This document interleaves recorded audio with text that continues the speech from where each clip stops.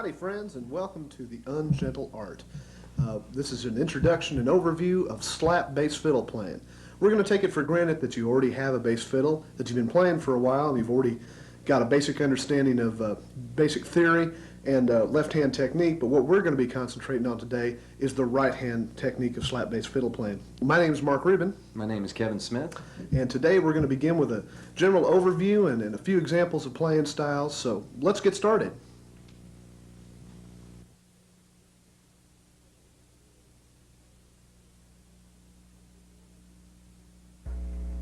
Well, I play on a steel string bass. It's just a plain old plywood bass. I found that fine basses, like carved basses, usually don't have a really good tone for this kind of music. When you beat on so hard on them, you usually end up wrecking them. So I've got just a plain old standard plywood American-made bass. First thing that you want to do is you want to get your action jacked up as high as you possibly can. To do that, you're probably going to need to get adjustable bridge rollers. Like these here, you go to luthier and have them fitted like that. And also something that I've learned is that if you have steel strings, it's important that you probably want to figure out some way to reduce the tension of the strings so that you won't be beating your hand up too bad. So I had a luthier install what's referred to as a tension block, and that's located right down here. Now some people swear by them, some people swear at them, but I sure have enjoyed mine. That reduces the angle of the string when it comes over the bridge, and it sure has helped me out as far as my slap technique goes. It ruins arco playing, and it does affect how your normal pizzicato works as well too, but it really has worked out well for my slap technique. Also, a little trick that I learned from a guy who'd been playing for a long time is that steel strings are designed to be bowed. Obviously for what we're going to be, our purposes, that's not going to work. So you get what they call a solo set. These are strings that are designed to be tuned up a step, and then you just go ahead and use that same string and tune it down. It'll say on the string package tune up to F sharp, but you leave it there at E. So you get much more play out of the string, and you reduce the amount of tension that you're going to end up on your fingers. Once again, I recommend that if you do get a set of strings that are steel, you stay away from any of the strings that are orchestral gauge, or even those that say light gauge. Demand a solo set, because that way you'll get a lot more play and a lot less damage, and eventually that'll you'll thank me for it, basically. Also, steel strings have a tendency to really tear into your fingerboard, because part of the slap technique is coming down onto the fingerboard. So you want to make sure that the fingerboard is very well glued, and that you have an ebony fingerboard. Now, if you have a cheap K bass that has like a light rosewood or a maple fingerboard, you'll end up tearing up the fingerboard really bad. So I really recommend ebony fingerboard, or if you can't afford that, get some kind of a coating on the fingerboard that'll make it last a little longer. So that's just a few of the hints on the steel string. As for gut string, I'll pass it over to Kevin. Okay, I use a set of gut strings. Basically, these two are a copper wrap on gut, and these are just plain gut. You can get sets that have full gut E and A's. Those sound really good, but you do lose a lot of tone on the lower notes. So I tend to stay away from those. Now Mark has a tension block down there on the bottom. I don't use anything like that, because with gut strings the tension is a lot lighter. Okay, so you have a lot more room. That's one of the reasons I like gut strings. They're not near as hard on your hands. So a good set of gut or nylon strings really work well. I also have the bridge adjusters on here, which really help with getting the tension up high enough and getting the strings up high enough to get underneath and grab. And I keep these on here. These keep the strings from getting worn, and it also keeps the strings from wearing into the bridge. You can wear really bad grooves into your bridge. So these comes with most set of strings, so I think it's a pretty good idea to use them. I guess that's it. We'll get on to the other business right here quick. As far as pickup goes, there's a lot of pickups on the market right now. There's all kinds of bass pickups. What you don't want is a pickup that works like an electric bass pickup magnetically, that's going to pick up the vibration of steel strings. Because when you do the kind of percussion that slap bass has with steel strings and a magnetic pickup, you don't have any tone. It's just all lost. So this is like a transducer pickup. This is a pretty standard upright bass pickup right now. They fit down in the clips of the bridge here. You have to file your bridge down maybe a little bit so they just fit in there snug. I've got some tape in there to hold it in. This one I leave out. It sounds better. I don't know why. There's no reason for it, but it just does. So I leave this one out. It clips on down here. You plug in. Then after I go through the pickup, I go into an EQ or some kind of preamp. You really need something like this because if you go straight into an amplifier, especially a high-powered amplifier, you're going to get instant feedback and you'll have no tone control at all. So if you use some kind of EQ or a preamp, that'll keep you from feeding back. You can also boost certain frequencies to give yourself a little more sustain, which sometimes you'll need with gut strings because they don't have a lot of sustain. I want to talk a little bit about posture right now. You see a lot of bass players, especially when they start out, who keep their basses really low to the ground. That's when you do something like that, you're wasting a lot of energy. You waste a lot of energy leaning over and trying to get your arm to come back to the fingerboard. You're not going to have time to get it back. It's going to ruin your time, and also you can develop lower back problems and shoulder problems also. So you need to keep the bass up a good height. Most players I've seen keep it up pretty high. I keep mine just a little bit. The nut is a little bit above eye level. So this arm is almost straight, and this arm is really comfortable at about that height. So you can either, keep your elbow sticking out a little bit, and that way this arm isn't going to be down here to where you have to counteract the energy. One of the things you want to remember with slap bass is it looks a lot harder than it is. Once you get a little bit of the energy going, it'll sustain itself so you don't have to work too hard. There's some certain unique problems in properly amplifying slap bass technique. Anyone who has an upright bass knows it's rather difficult to amplify it in the first place.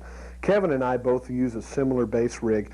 We use a transducer pickup which attaches to the bridge, and also I have found, like he has, that deadening one half of the pickup works real well to give you a more natural tone. Once again, it's very important that you use some kind of a preamplifier. I cannot stress that enough. If you're going to, even if you're about to go into a sound system board or an amplifier, in any situation, you need to have some kind of preamplification. The other thing that needs to be noted is that the majority of the sound of the slap bass is not coming primarily from the bridge. It's also coming from the percussive attack on the neck, on your fingerboard. So for instance, Kevin, when he performs, has a microphone placed right here to pick up that sound. I'm not so patient. I have a microphone that's attached. I have it wrapped in foam, and as you can see, it's taped under here, wrapped in foam. It's just a standard cheap lavalier microphone, and I run a whole nother input for that so that we get the actual tone of the instrument and the percussive sound. And it's good to, it's otherwise, if you are going to amplify yourself, you need to cover all the sounds. Otherwise, you're going to be up on stage raising a racket and no one's going to be able to hear it. Once again, it's also very exciting to see that there's so many new transducer pickups and pickup microphone combinations that are available on the market today. So it's worth experimenting a little bit before you just jump in and get one particular pickup. Shop around, ask a lot of questions. Different people like different pickups. It just so happens that Kevin and I have the similar kind of rig. But I guess now that we've got that taken care of, we'll move along to actual performance.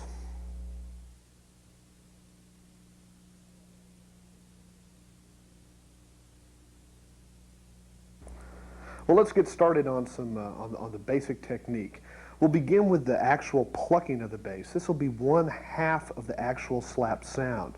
The idea is to take the string up off the fingerboard. Now, in a normal pluck, you'd just be plucking with your fingers like this. But the slap technique comes around and uses the same portion of the finger, but you kind of glance and pick the string up just barely off the fingerboard, allowing it to smack back onto the fingerboard. That's where you get that sound. It's also important to try not to come straight up off, because you get kind of an odd tone, and also that breaks up the energy that you're trying to get by going into kind of a circular motion, and it keeps your rhythm even also. You'll see what we're talking about when we get rolling. But the idea is to just pluck it lightly. It doesn't have to be really hard, but to where you're getting that smack.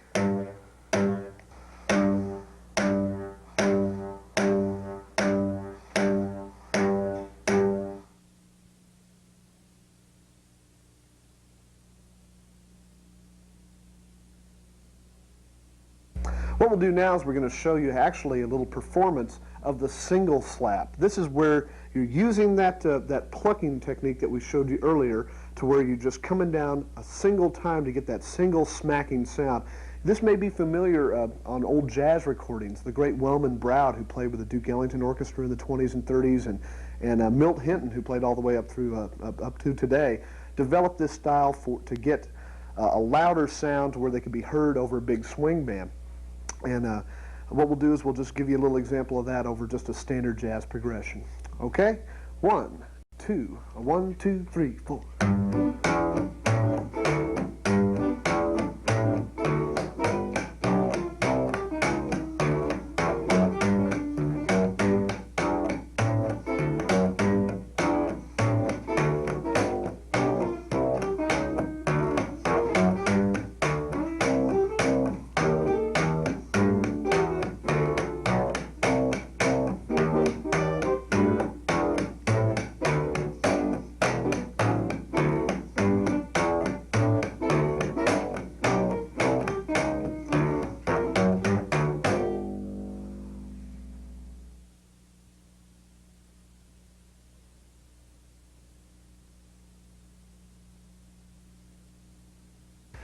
This is going to be an example of like a Chicago blues kind of bass sound with Willie Dixon doing the single slap technique on a fairly slow blues.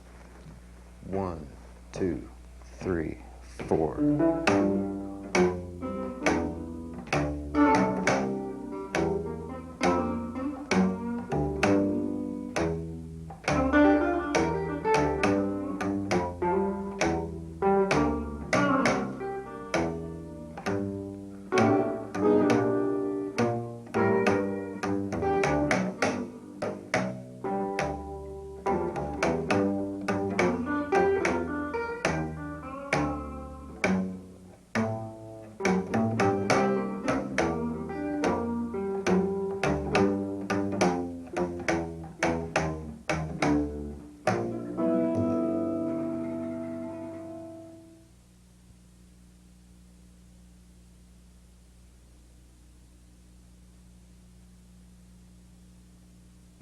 Now once you've got the single slap technique pretty well down, we can move on and kind of add something new. I call this a duple slap, though it's not quite. It's where you kind of double the beat and you're coming down on the fingerboard a second time to get another percussive sound, kind of like a snare drum, as if the first pluck is a kick and then the slap becomes a snare drum.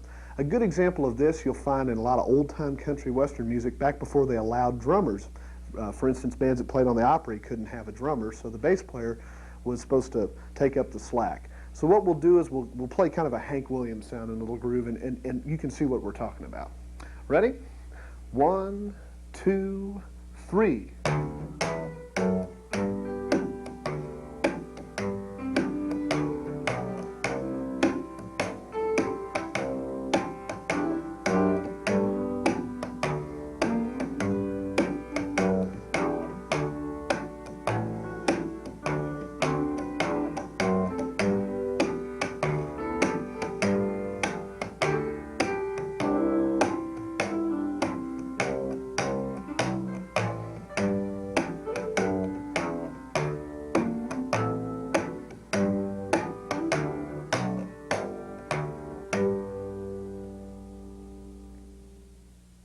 Let's break that down and analyze just exactly what we were doing there. You're going to be using that single slap technique to get the actual smacking sound off the fingerboard, and then you're going to come back with your hand rhythmically to provide another sound. So let's slow that down real slow so where you can see what we're doing.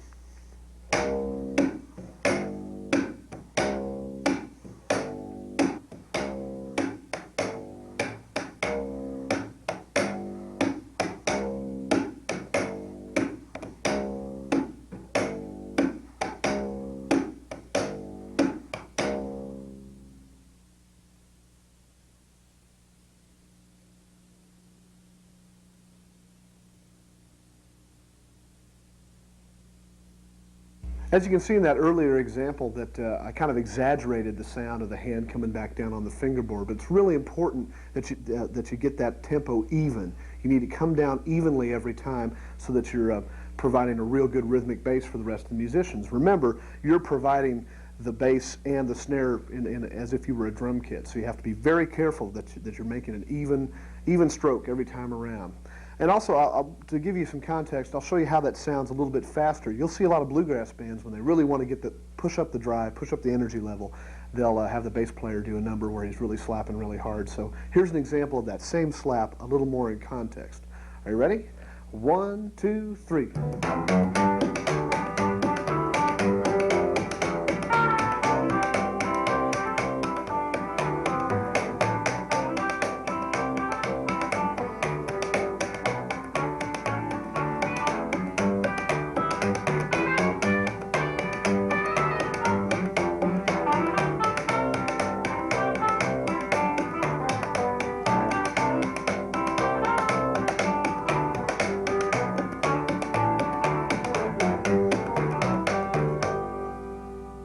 You can see how I'm also still using the single slap in context and adding the double slap for rhythmic emphasis. Okay, what I'm going to show you now is a different version of a double slap kind of thing. This is kind of a looser style. It's similar to what Bill Black did with Elvis on the Sun Sessions. So this is a pretty standard thing. It's good to know.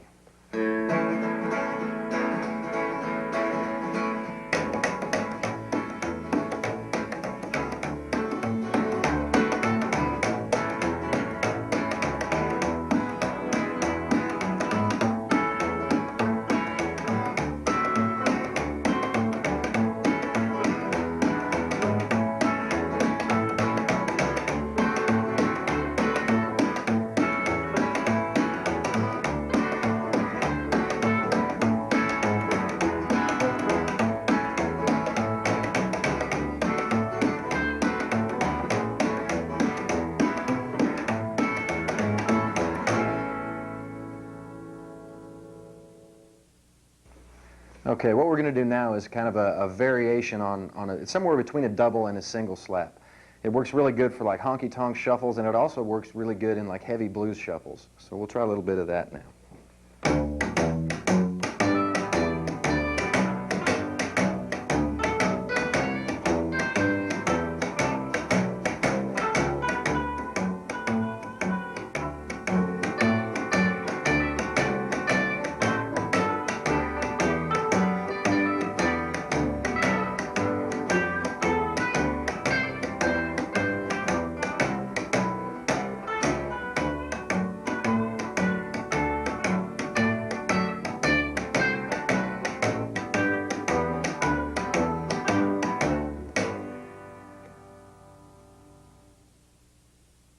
As soon as you get your ears tuned to that slap bass sound, you begin to recognize that it crops up in all kinds of different music all over. Here in South Texas, where we live, we have the Tex-Mex Conjunto that they have down in San Antonio. And one of the great pioneers was the great Don Santiago Jimenez.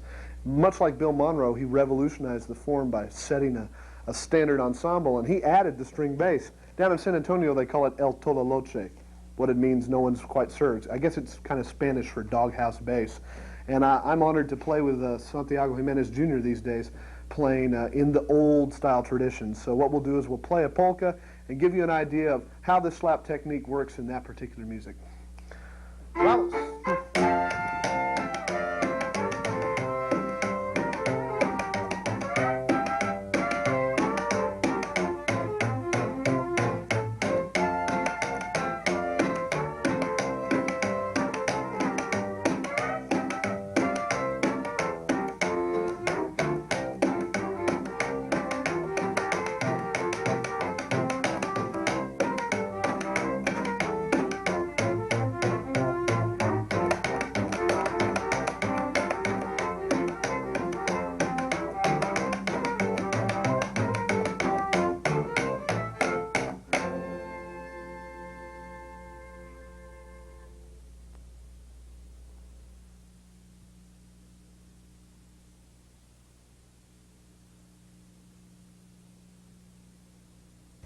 Okay, what we're going to do now is kind of a variation on the double slap. What it does is it changes the timing up, so instead of it being like a one and a, like this, we're we're going to even out the timing in between the note and the two slaps, so it's more like that, okay? So once you get this going, you can use it like a drum roll, and it's kind of like a triplet then.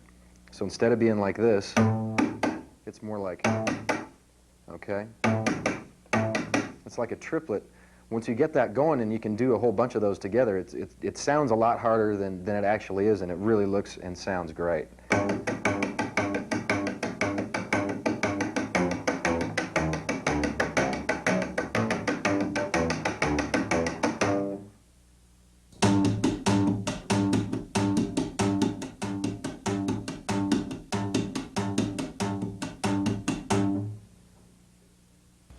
Okay, what we're going to do now is I'm going to show you a little bit of a practical application for the triplets.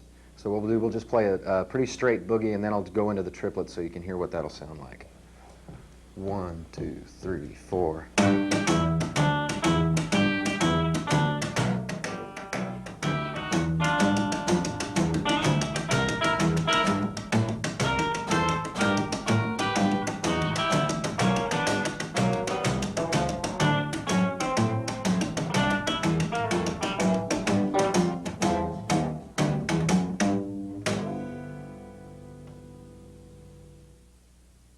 Okay, what we're going to do now is I'm going to show you a little variation, another variation on the triplet. And what we do with this is we kind of work it up into a rumba kind of thing. And it's a really nice sounding groove.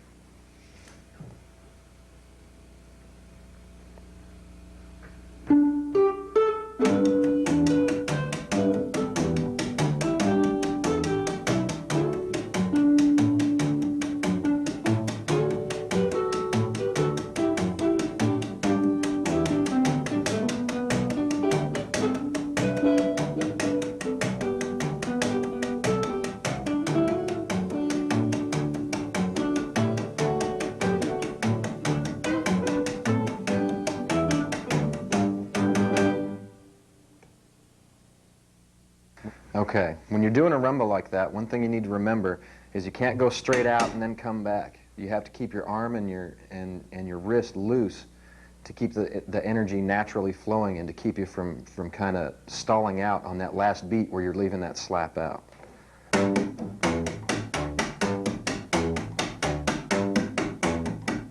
And you also want to notice that when you're doing something like that, it kind of helps if you move your hand up and down like that. It helps even out your timing. It also looks nice too.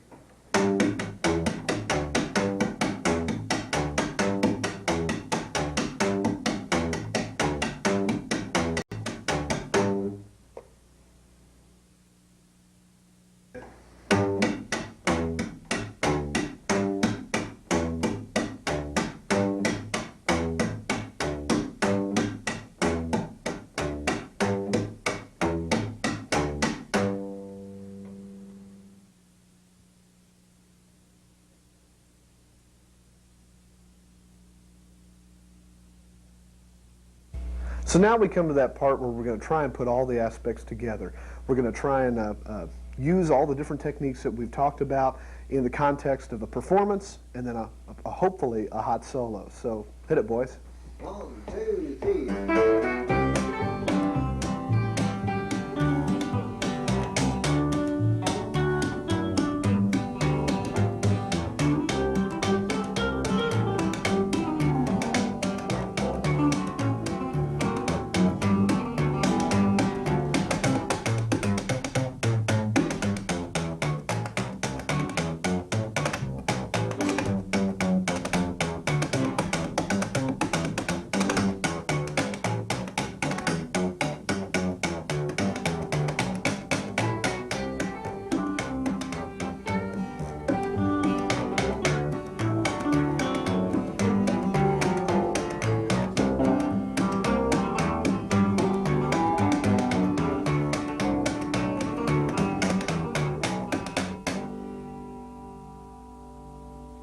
See? It's easy. In that solo there, I introduced a new embellishment that we haven't talked to before, so let me show that to you now. Once you get down to where you're getting the rhythms going and you've got your rhythm pretty easy and you got your hand moving, sometimes you'll find neat little rhythmic tricks that just kind of come to you, kind of the same way when a snare drummer first learns how to do a roll, little things will come to him. It's a similar analogy. So in that last solo, I did something kind of like this.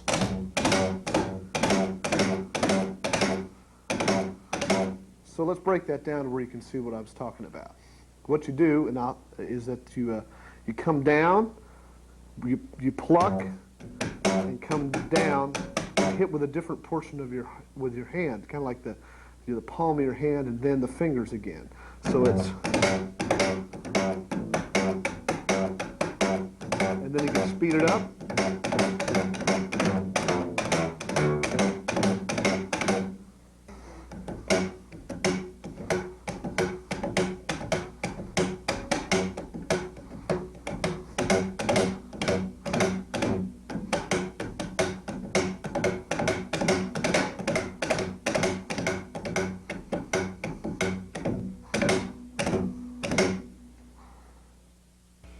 Okay, what we're going to do now is we're going to show you how to play a super fast rhythm. You have to have a little more control, and you can kind of mix the styles up too. It doesn't have to be solid 2 beats all the way through. You can switch back and forth. So let's go ahead and do just something really quick.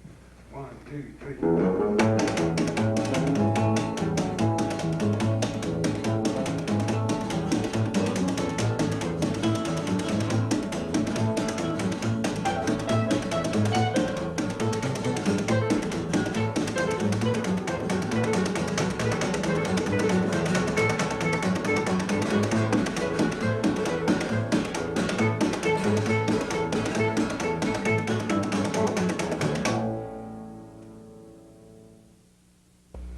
Now, all slap bass playing doesn't have to be necessarily flashy. You can also provide a great amount of rhythm, even on a slow tune. Take, for instance, a waltz. 1, 2.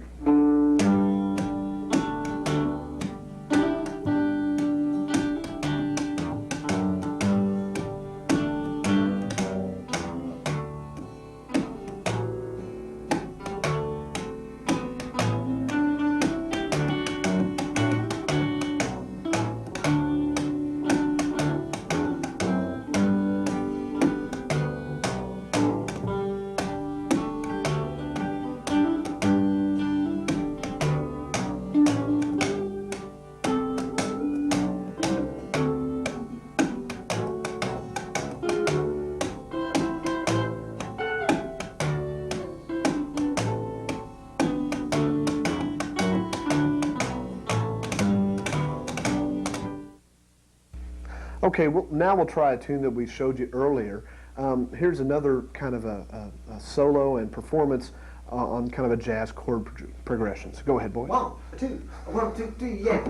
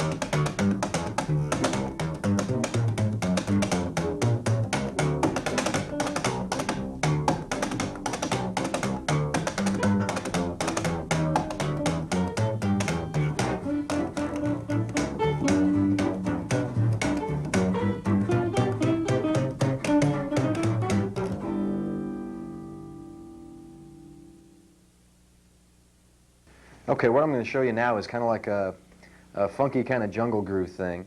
And what I'm going to do is I'm going to start out playing it real simple, and then I'm just going to add more embellishments to it and just make it more intense as we go along, and just kind of see what happens. It's improvised, and there are no rules, so let's try it. 1, 2, 1, 2, 3, 4.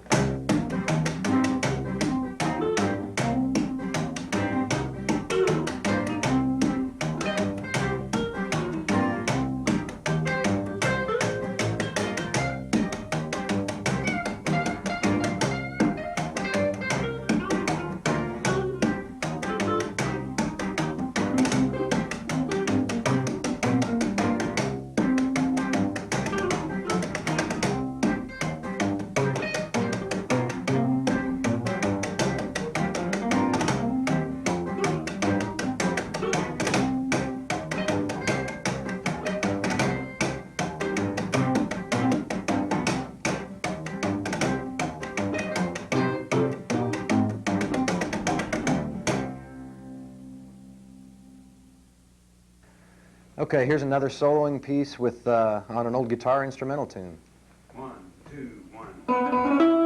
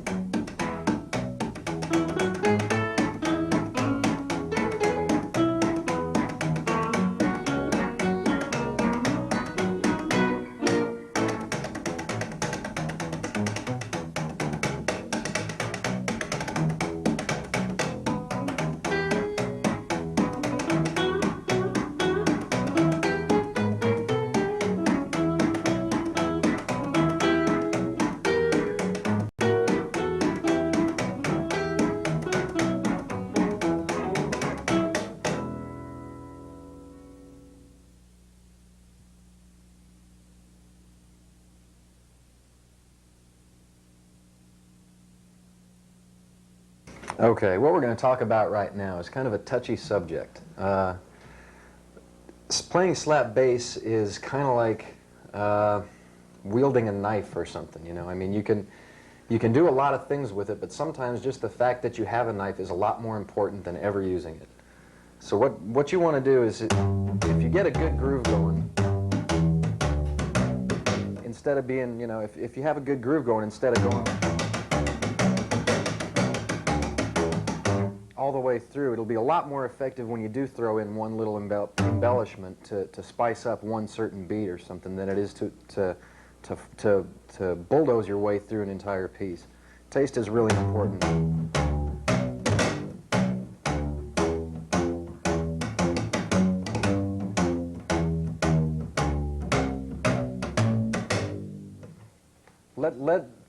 Be sure you work with the other rhythm players. The best thing about upright bass is you can get these really heavy, great light grooves. You have to be really careful. Make sure that's happening. When you have that happening, then you can go crazy on the solos. You can do entire rhythmic pieces throughout an entire song, you know, if it's part of the song.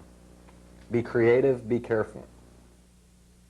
One thing I think it's really important to note at this stage of the game is that a lot of this performance style looks a lot harder than it actually is.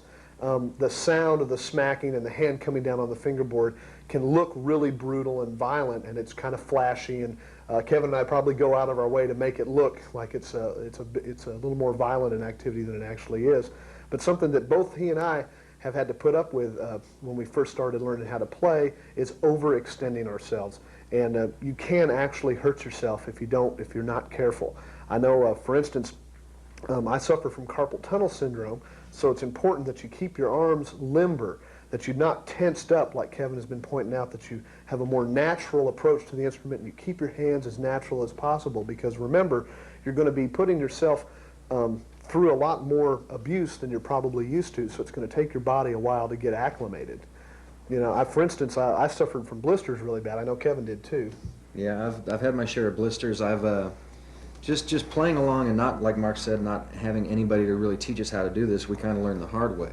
When I used to play, I used to keep my hand really super tight and keep this thumb out of the way up back like that out of the way, and eventually what happened is I pulled this tendon along here, and that put me out of work for about 2.5, 3 weeks, which is not a good thing. You have to learn how to relax. Don't tense up. It's really easy when you first start playing to really tense up and grab it and try to stay really on top of it. And that's fine because you can kind of develop a feel for the kind of quickness that you need, but you don't want to tense up your shoulders and your hands. Make sure that you're not doing anything super uncomfortable. It's just like, you know, playing drums or anything else where it's really physical. You'll develop the muscles and calluses that you need but it takes a little bit of time, and it's a gradual process. Yeah, it's over time. You're teaching your body the kind of technique that you're going to be doing, and for a little while it'll be painful and it'll be difficult. But don't push, don't overextend. If something hurts, you should stop. For instance, I've done serious ligament and tendon damage in my hand that jeopardized my long-term playing just from the first time I started playing. I didn't have anybody standing around telling me to take it easy. So I guess that's what we're trying to say is listen to your body. This takes a lot of time. It takes a lot of effort. It will come after time, but you need to start slow and then build up. And for instance, a little what you're going to have happen is you're going to start to develop calluses on your hand in places that you haven't had calluses before. If you play bass fiddle at all, you know that you'll have developed calluses on the tips of your fingers. But now you're playing with more of your hand, and your hand will have to get used to the fact that it's going to need to toughen that skin. It's very important that you keep your hands moisturized. I use a moisturizer every day, and that if you do start to develop calluses at the inside knuckles there, they will begin to tear into the skin if you don't keep them good and trimmed and filed back. Any kind of a manicure file works real well, especially in cold weather. You don't want to have your hands dry up. And also, yeah, don't wash your hands right before you go on stage to play, because that'll dry your hands out, and whatever moisture your hands will have will get sucked into the fingerboard and the strings. And that's a great way to just to ruin the calluses that you've worked so hard to get to where you need them. To have them gone all of a sudden can be a pretty disappointing thing. And also, a lot of bass players that we know also tape their fingers. They use a kind of a sports tape. And when you start off, I really recommend that any portion of your hand that starts to hurt, that you go ahead and try and protect it. Make sure it's a kind of a sports tape that won't come off in your sweat, and that won't stick to the fingerboard or stick to the strings. Johnson & Johnson Coach tape works real well. Experiment and figure out what works for you. For 2 years at least, I had to tape up every night, and I played five nights a week. So it's only after 7 years of constant playing have I gotten to a place where I can actually not have to tape up. And in fact, I have a blister right now, and so for tonight's gig, I'll be taping up for that one. Here's a little finger tape trick I learned from an old bluegrass bass player in Austin named Jerry Lightstein. It's done me real well. He says take a roll of Coach tape like yonder, Johnson & Johnson Coach tape, and you just pull off, it's about 4 inches, you just, actually pardon me, 2 inches, and you just pull off 1 inch of it, and you pull off about this much of the tape, right? And then you take the end of it and kind of make yourself a little pad. Fold back about 4 times to make a little cushiony pad out of tape, and then you place it on your finger wherever you got a blister or whatever. Notice how I'm laying it with the tape coming over the top of the finger. That way when you wrap around, there won't be a place for the tape to come off onto the string. And so now you're ready. You got a nice finger tape, and if you got a blister or something, that'll protect you, and that won't come off while you're playing, I guarantee. But once again, I guess what we're trying to tell you is we never had a videotape we could go and buy to have someone to tell us to maybe relax. Just relax, work on it little bit by little bit. Start with the basics, go back to the basics with the first pluck, and then move forward. You'd be surprised what'll come just out of the serendipity of playing all the time. Who knows, maybe you'll come up with your own slap bass style, because Kevin plays in one style, I play in my style, and that's one of the beautiful things about this instrument, is that any style that comes up that works for you is fine. So maybe you can make your own videotape and we'll buy it. Well, there you have it, friend. Thanks for spending the time, and just take your time and start from the beginning, roll back, and keep at it. That's the deal. Keep playing, and on behalf of myself, Mark Rubin, And Kevin Smith. thanks again for spending time with us, and man, have a good time playing. 1, 2, 3.